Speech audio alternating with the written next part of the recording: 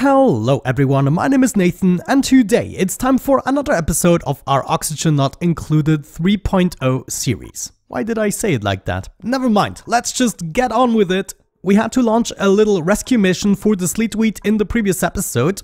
However, as it turned out, we brought back more than enough sleetweed to get our initial plant going. It wasn't even that much of a hurry, so maybe we built this for nothing, but I rather did this than losing my last sleetweed. Now, with the knowledge we gained from building this and the fact that this is actually working easily with just gas pipes, I decided we're gonna take on the berry sludge farm today. Now, it was really convenient to just utilize the pipe we already had going on here. However, I don't want my sleetweed farm all the way up here. I rather have it nearby my liquid sources. So I was kind of thinking we could start with our first farms up here and then gradually go down as we add more farms. Before we can do that though, there are a couple of things I would like to take care of. You can already see I placed these transit tube crossings here because in the future I would like to change how this is functioning. So instead of coming from the top, we're actually gonna come in from the side here. And I guess for now we are just gonna lead this straight over. Yeah, this pipe here in the future is gonna be gone. Let's remove this ladder piece and then we'll be continuing as such. Yeah, that should be working out once we remove these crossings. Looking at this, it could become a little more complex than first anticipated. However, I already messed up in some way or the other here because we do have polluted oxygen. I'm assuming the way the liquid behaves at certain points, it's still able to off-gas, even though the pressure is way above the maximum. I wonder, is it possible to just cut this? No, we have to remove the transit tube crossing. It's a bummer. I guess we first have to trap a duplicate here, build a tile here, remove the crossing. Oh no. There we go. Camille actually is volunteering for this, so I'm gonna trap her in here, then remove this tile here with maximum priority, and then as soon as that's built, we have to remove it. I forgot to check her schedule. Where are you at the moment? Ooh, we don't have a lot of time left.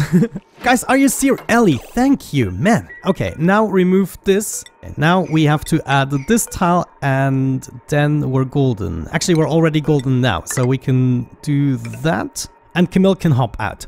So I will be doing the same thing for the second axis and then we can start building the first room right here. The first room I would like to be the cleaning room that we removed from the top just to be sure, because right now, for instance, we still have some germs in the polluted water and I would like them to be removed. On the other side, what we could do is limit the amount that actually goes into this room and then it's going to be removed right away. All we would have to do is at some point introduce a liquid sensor and then shut down the liquid vent. This would prevent more polluted water from coming in and therefore clean the water that is already in the liquid reservoirs.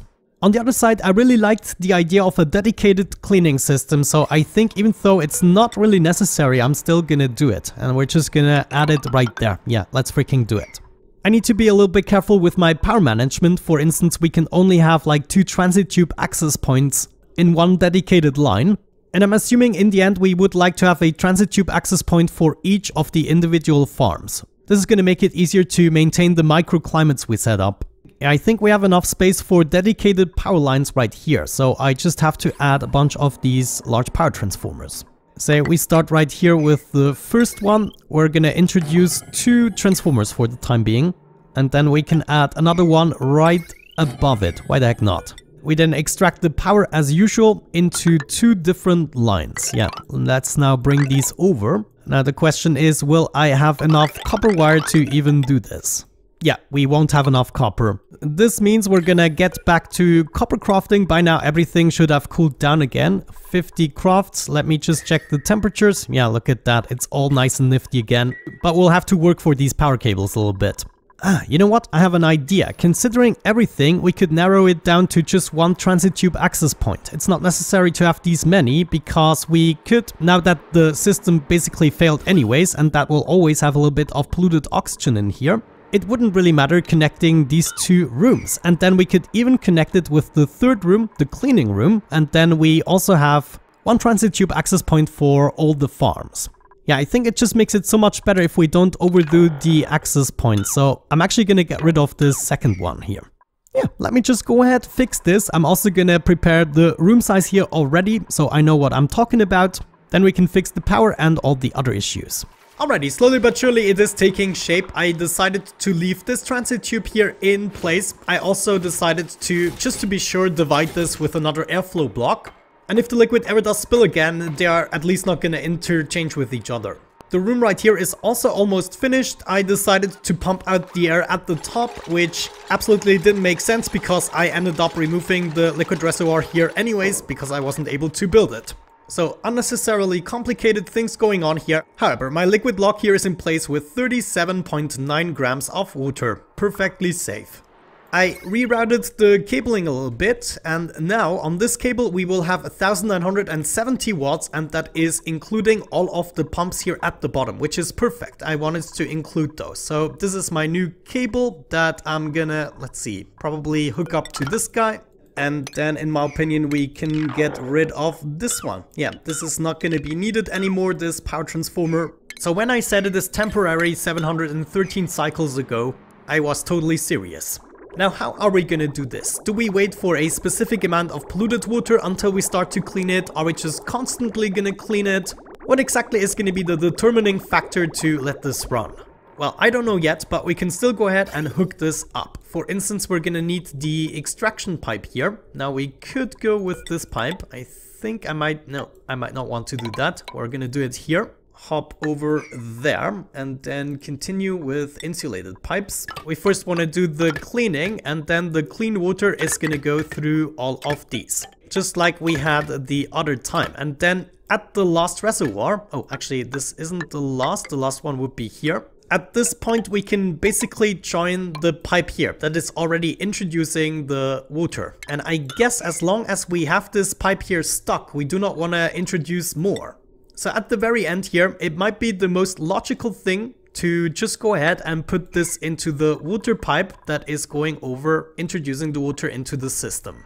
Yeah, and then all we have to do is apply the logic here with the liquid reservoirs. Let's say the low threshold is gonna be, let me see, 20% is the minimum we want to have in this liquid reservoir, and then about 30% or so, let's maybe do 50.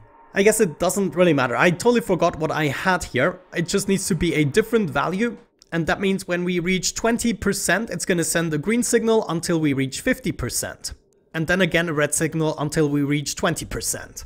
So this means, if I'm not mistaken, we're gonna need a NOT gate for each of these, please.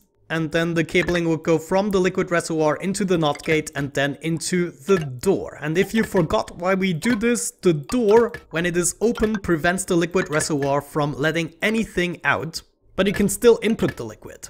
This way we can force the liquid to stay inside the liquid reservoir until it has reached a high threshold, and therefore we have time to clean it with the eventual chlorine that's going to be in here. Like, we just have to wait a little bit for this pump to actually get rid of everything. But yeah, the logic is very simple, very straightforward. Probably 3 liquid reservoirs are gonna do the trick, but I already know my farms are gonna be longer than that, so I didn't mind the extra 2 reservoirs. My goal with the berry sludge is to produce enough berry sludge for 15 duplicants. This is gonna require at least 18 sleet wheat, probably more, like 20, and of course a lot of bristle blossoms as well. So it might be advantageous to actually build a greenhouse with a farm station. We only require dirt and a little bit of water, and if I'm not mistaken, yes, sleet wheat only requires 1 single tile, so we can have auto sweepers as high up as this in order to supply that dirt. That also reminds me, we might want to introduce a system to automatically bring the sand over here and then take out the polluted dirt.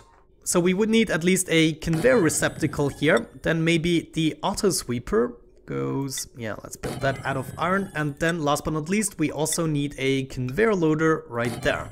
So our goal is gonna be to bring some sand over here, and then right here we're gonna input the dirt.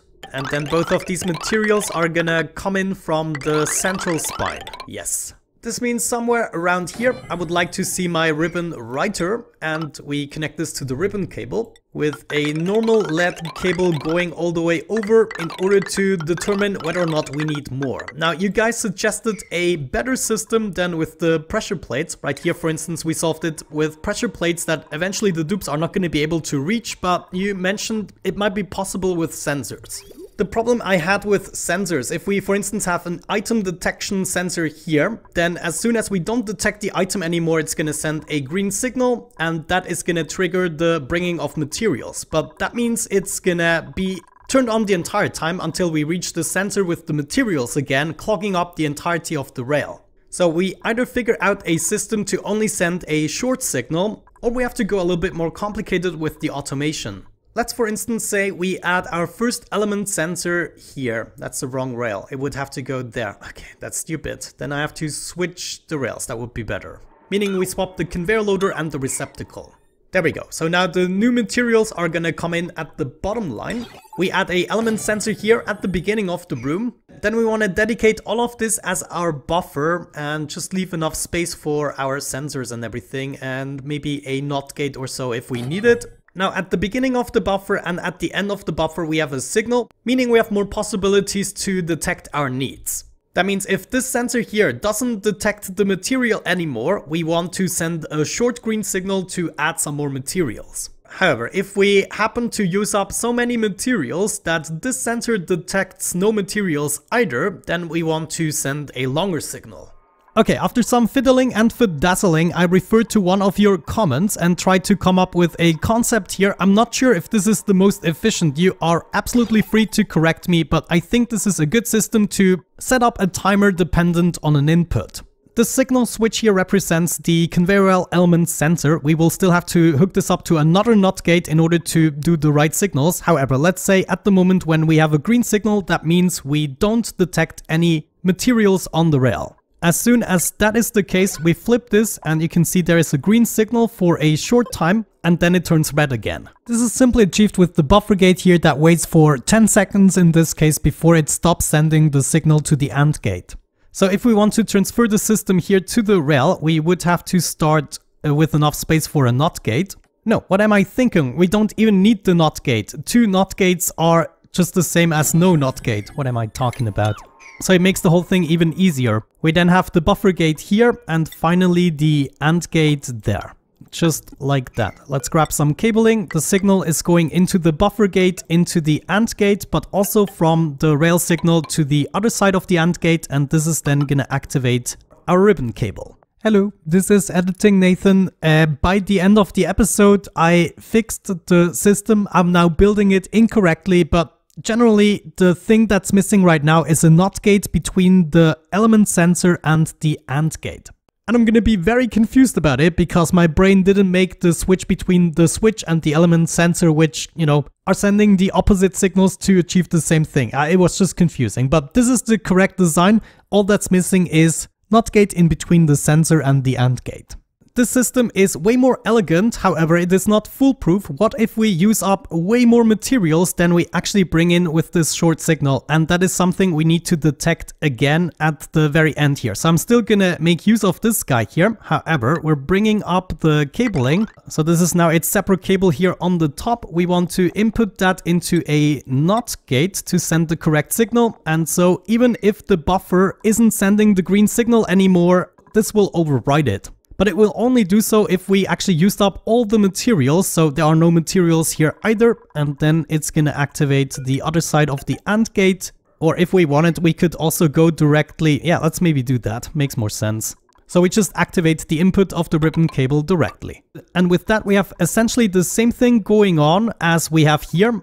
Right here, of course, it is a little bit more precise. However, I feel like if we get the timings right here on the buffer gates, it shouldn't be an issue. Right now, input 1 would be responsible for the send, so that is already set correctly. So I guess the only thing we need now is the filter to actually bring this over. I totally did not think of that.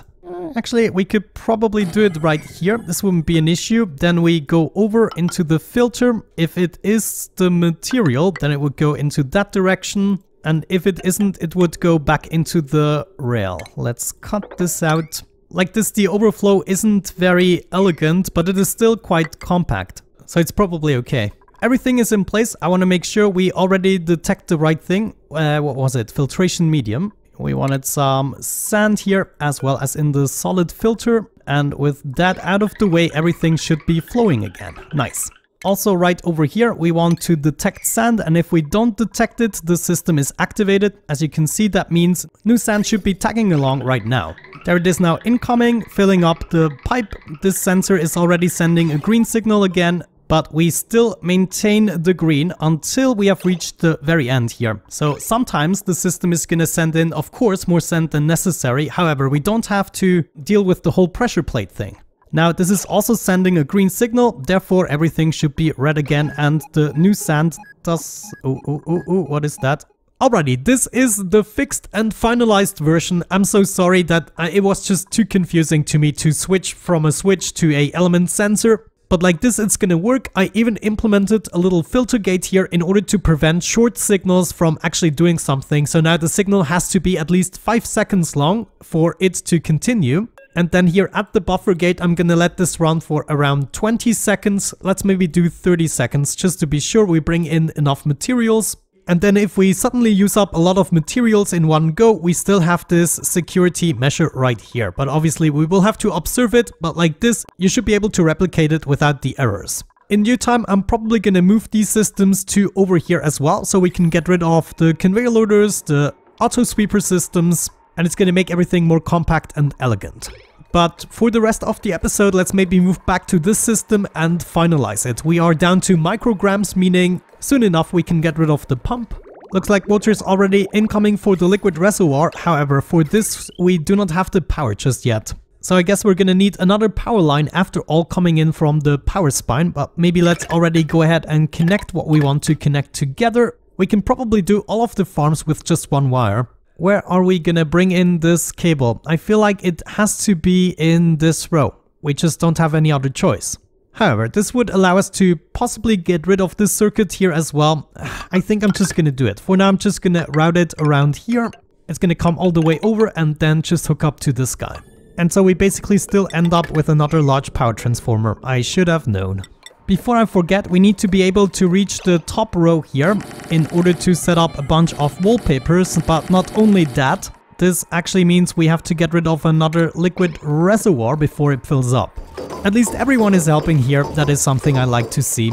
Looks like we have almost achieved a vacuum, there's just like 6 micrograms of carbon left. Yeah, it's deleting itself at this point. I'm gonna risk just closing this off already. Okay, we have achieved a vacuum. Now before the polluted dirt here actually drops, I want to make sure we close this off and then open it up to the pressure we have in here. Last liquid reservoir goes here as well. We don't necessarily have to build it before the wall, since we're going to open this up and it's still going to be an accessible room. And the room is safe. Nice liquid lock, thank you very much. Let's now open this up, maybe also with this stopper block in mind so we don't spill the liquid. Otherwise the whole cleaning system wouldn't work anymore. Looking at the time, we will not be able to build the sleetweed farm today. However, I fancy still doing it today. It's just gonna be for you the next episode. So I hope you're looking forward to that. But let's at least see the system in play. Still, how much pressure do we have at the moment? Still raising. Yeah, we have to wait a little bit. Here we already have some polluted dirt and it is overpressured. Okay, that's all I wanted to see. We are above 2000 grams. So now I guess we quickly need to disable the signal, otherwise they're not gonna build the liquid reservoirs. It's kind of crazy. But let's also add polluted dirt here. And then that polluted dirt will be picked up, brought into the conveyor loader, which should then go into the system without any more questions asked. Nice. We might be able to see this in action here, and then maybe we can judge a little bit better just how many materials we are gonna require. So as soon as we used up the sand here, why isn't this being picked up? Another duplicant is already picking it up, so now we have to change that. Yeah, right here in the storage bin, I'm keeping my polluted dirt. So I'm not sure why this has been picked up so quickly. It's just priority 5. But there we go. And even Camille. Don't you have better things to do? What if we just put this at the highest priority? Or at least higher priority. I mean, it doesn't matter. The duplicants aren't going to use it either way, right? And the autosweeper is only interested as long as it's close enough. So having this at the highest priority is hopefully going to prevent duplicants from actually doing anything. Now we only have to reconnect the cables here we destroyed and the rest should be golden. Of course, don't forget to apply all the settings. Hold the phone. Now at least some doors should open. Ah, I see. We need to prime the system. No problem. We can do that by preventing any liquid from escaping the lost liquid reservoir. And priming in this case would mean bringing it up to 50%. Let's maybe do 30 in this case, so we don't have to wait for quite as long. Okay, I feel ashamed really, but we do not need the NOT gate here. It can go straight from the reservoir into the door. I'm not sure what I'm thinking. Okay, now it makes sense and we don't even have to prime the system because it will be taking care of itself. Only the ones that are already full are gonna be closed.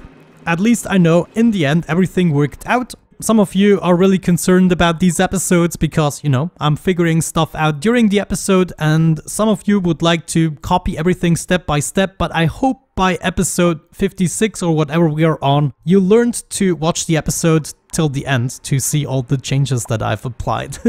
But yeah, thank you so much for watching. I really hope you enjoyed it. Are you serious?